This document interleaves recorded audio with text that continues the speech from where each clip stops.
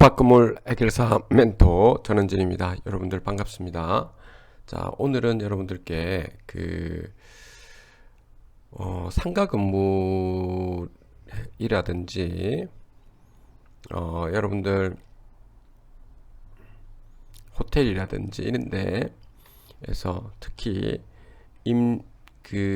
임대차 계약서를 맺을 때 여러분들이 좀 주의사항에 대해서 말씀을 좀 드릴까 합니다. 오늘 특별히 우리는 권리금 횟수 방해행위라고 하는 부분이 있는데 여러분들이 이 부분은 좀 신중하게 특히 임대인이든 임차인이든 이 부분은 신중하게 보셔야 되겠습니다. 자, 이 부분이 무엇인지부터 우리가 좀 살펴보도록 하죠. 자, 그러면 최근에 나온 이 판례인데요. 이 판례에서는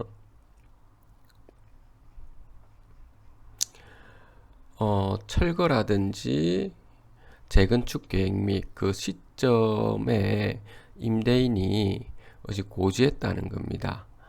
그 고지했다라고 하는 사정만으로 상가임대차보호법 제10조의 4, 제1항 제4호에서 정한 권리금 회수방해 행위에 해당할 수 없다라고 했는데 어떤 경우에는 그 방해 행위에 해당될 수도 있습니다.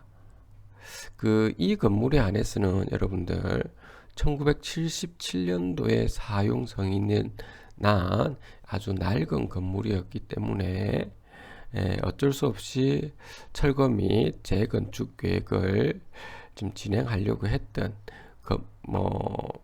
임대인 또는 건물 소유주였습니다. 자, 이런 경우에 한해서는 있죠.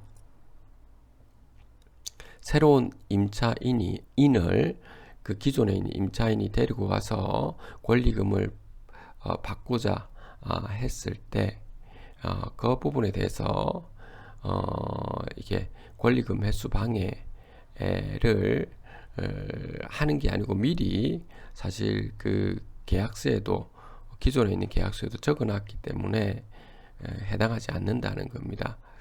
자, 이걸 한번 보죠. 그리고 어떤 경우에 해당되는지도 여러분들이 보도록 하죠. 여기 보시면 임차인이 원고거든요, 지금. 자, 2019년 5월 10일경에 이 사건 소를 제기함으로써 임대차 계약에 갱신 의사가 없음을 명백하게 하고서 2019년도에 점포에서 퇴거했다는 겁니다. 그리고 실제적으로 앉아 임대인에게 신규 임차인을 추선하거나 신규 임차인이 되려는 자에 관한 정보를 제공한 적이 없다는 겁니다. 이런 것들요. 그러니까 임차인께서 나름대로는 거기에 오랫동안 장사를 하시면서 그 영업권을 많이 형성시켰을 거라고 제가 봅니다.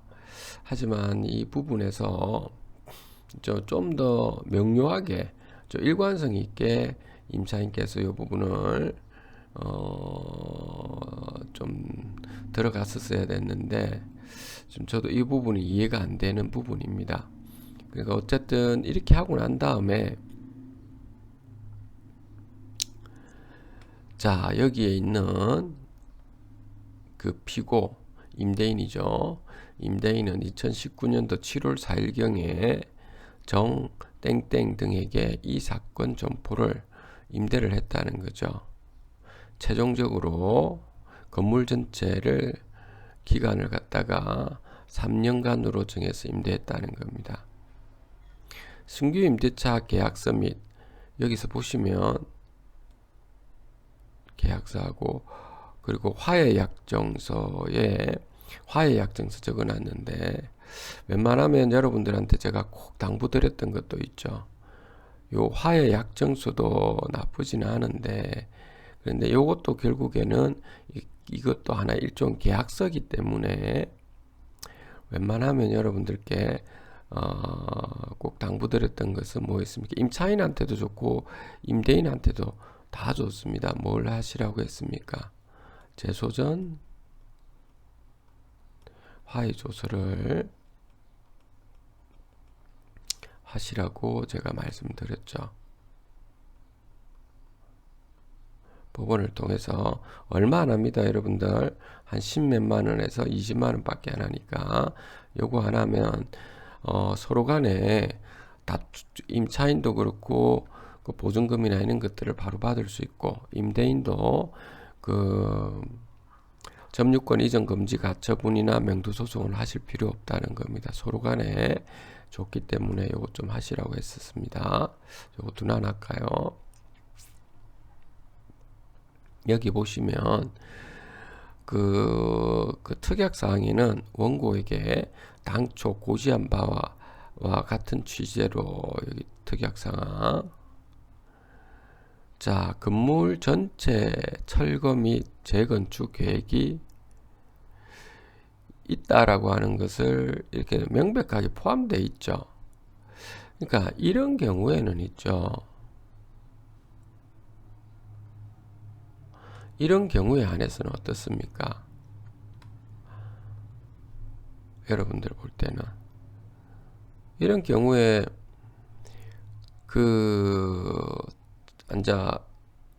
임차인이 새로운 임차인이 되려는 사람을 추선하려고 한다고 해서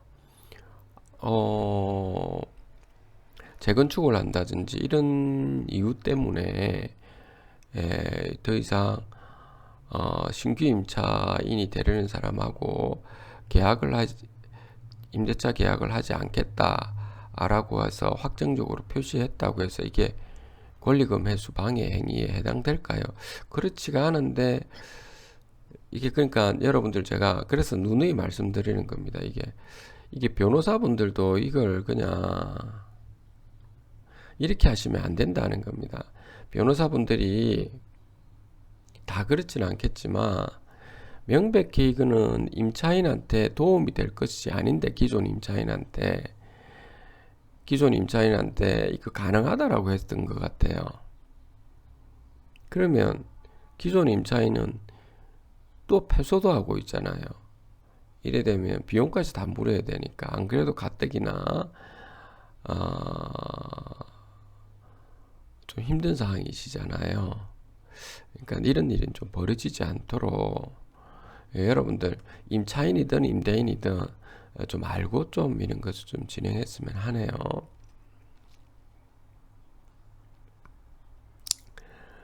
자, 그래서 이 부분을 좀 보시고, 자, 이 부분은 굉장히 여러분들이 잘 아셔야 됩니다. 요거 한번 읽어 드릴게요. 요거 밑줄 그으면서 제가 알려드릴 테니까. 임대인, 임차인 다 알아야 됩니다. 상가 임대차보호법, 임대차법 제10조의 3, 제10조의 4의 문헌과 내용, 입법 취지 등을 종합하면 임차인의 구체적인 인적사항을 제시해야 되는 거죠. 구체적인 인적사항을 제시하면서 신규 임차인이 되려는 자를 임대인에게 추선하였음에도 임대인이 상가 임대차보호법 제10조의 4 제1항에서 정한 기간에 이러한 신규 임차인이 되려는 자에게 권리금을 요구하는 등. 권리금을 요구하면 됩니까? 임대인은 그렇게 할 수 없죠. 기존에 있는 임차인이 할 수 있는 거니까 위 제1항 각 호의 어느 하나에 해당하는 행위를 함으로써 임차인이 신규 임차인으로부터 권리금을 회수하는 것을 방해를 누가? 임대인이 한 경우에는 임대인은 임차인에게 손해배상을 할 책임이 당연히 있는 거죠.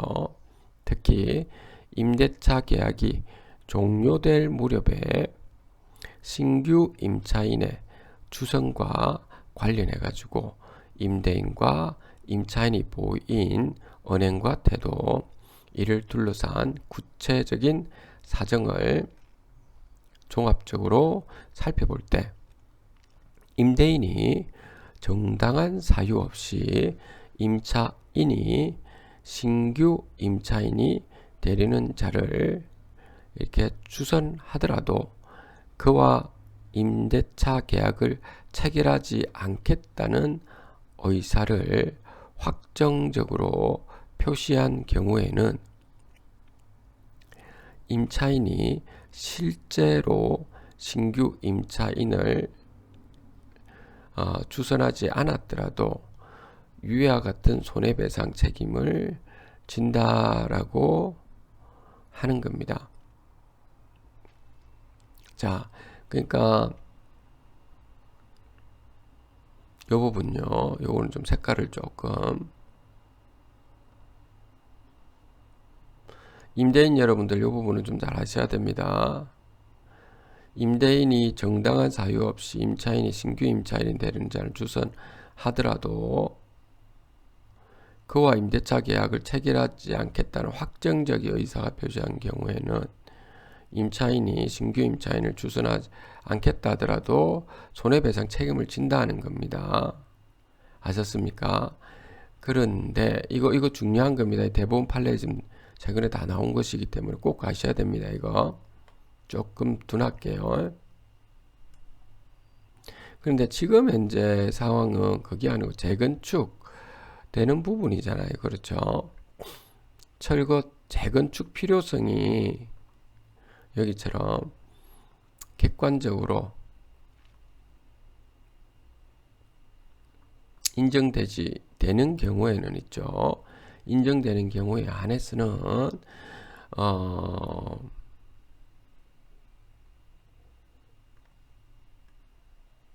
별 문제가 없는 거죠. 임대인 입장에서는. 그렇죠. 손해배상 책임도 없는 거고 권리금 횟수에 대한 방해로도 성립하지 않는다라고 하는 겁니다. 되겠습니까? 그러니까 임대인 여러분들께서도 이 부분은 아셔야 되고 임차인 여러분들께서도 여러분들 권리 행사할 때 어떤 부분인지를 조금 살펴보시라는 겁니다. 그러니까 요 같은 경우는 여기도 있다시피 약 45년 경과돼 가지고 이거 철거 계획이 구체적으로 또 알려드렸고 했기 때문에 이거는 너무 임차인이 떼쓴 거죠. 떼쓴 거. 이건 아니자는 겁니다. 그렇기 때문에 탄력적, 유동적, 적극적 입장을 표현하는 것으로 볼 수 있는 것이기 때문에 피고의 의사가 확정적으로 표시된 경우에 해당한다고 할 수가 없는 거죠. 자, 그러면 언제 여러분들 임차인은 이 부분을 좀 보십시오. 제가 드린 이 부분. 자, 요거 한번 체크를 할게요. 지금부터. 자, 임대인, 기존 임차인, 신규 임차인의 권리를 균형 있게 보호하기 위해서는 원칙적으로는 권리금 회수 방해 행위가 해당되지 않죠. 소유권 보호 차원에서. 그런데 예외적으로 권리금 회수 방해죄가 해당하는 것은 상가임대차 보호법. 자, 이 둘 사이에 충돌이 일어나는 겁니다. 자, 충돌이 일어나는데 현재 상황에서는 자, 상가임대차 보호법을 우선적으로 적용한다는 겁니다. 그래서 임대인 여러분들께서 요 좀 잘 보셔야 됩니다. 자, 여기 보면은 이 부분요. 자, 건물 내부 연안 등에 따른 철거, 재건축 필요성이 객관적으로 인정되지 않는다는 거죠. 무슨 말이냐면 이거 재건축할 건물이 아님에도 불구하고 임차인을 그냥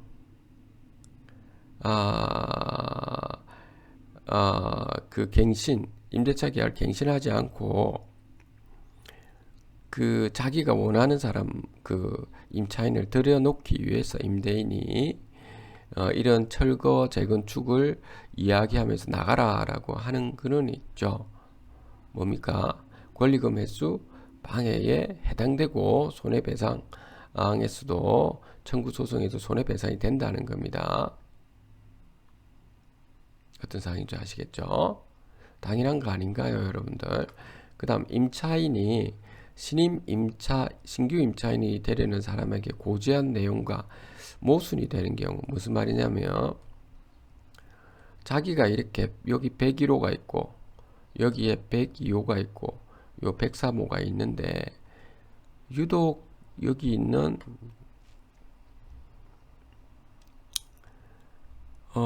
여기 101호 있죠. 요 101호에 있는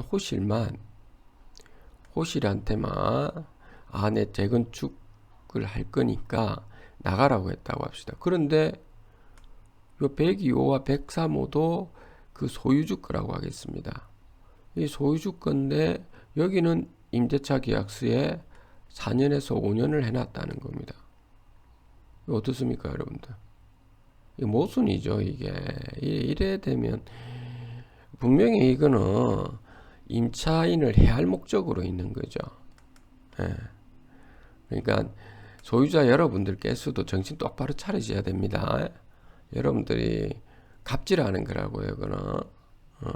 제가 누구 편도 아니고 임차인도 떼쓰는 사람들이 있고 말도 안 되는 걸 가지고 임대인도 마찬가지라는 거니까 여러분들이 좀 이게 계약서에 좀 명료하게 좀 적으시라라고 하는 겁니다.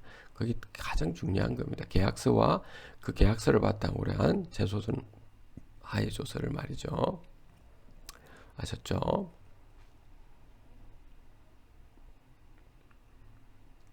이런 부분 굉장히 중요하다라고 하는 겁니다. 자, 그래서 오늘 여러분들께 오늘 여기까지 말씀을 드리겠습니다. 그래서 오늘 뭘 했죠? 그렇죠? 임대인, 임차인들 권리금 횟수 방해 행위가 해당되는지 안 되는지에 대해서 오늘 말씀을 드렸습니다. 집합건물 해결사멘토. 그리고 이게 마치는 것보다 하나 더. 여러분들이 상가 같은 경우는 이렇게 하면 되죠. 상가 좀 중요하죠. 그런데 호텔 같은 경우는 여러분들 호텔은 임대차 계약을 운영사와 소유주 사이에는 임대차 계약을 하는 게 아닙니다, 여러분들. 호실에 대해서 수익 구조를 얼마만큼 가져가서 몇 퍼센트 수익을 줄 것인지 이런 부분이기 때문에 임대차 계약은 절대 해서는 안 된다라고 하는 거고, 그건 뭐에 되죠? 그렇죠. 위수탁 계약, 다시 말해서 위임 계약을 하는 것이죠. 요거 좀 반드시 이것도 아셔야 됩니다. 어떤 곳은 운영사가 사기치려고 소유주한테 임대차 계약을 해서 소유주가 낭패 보는 경우가 있었기 때문에 그런 겁니다.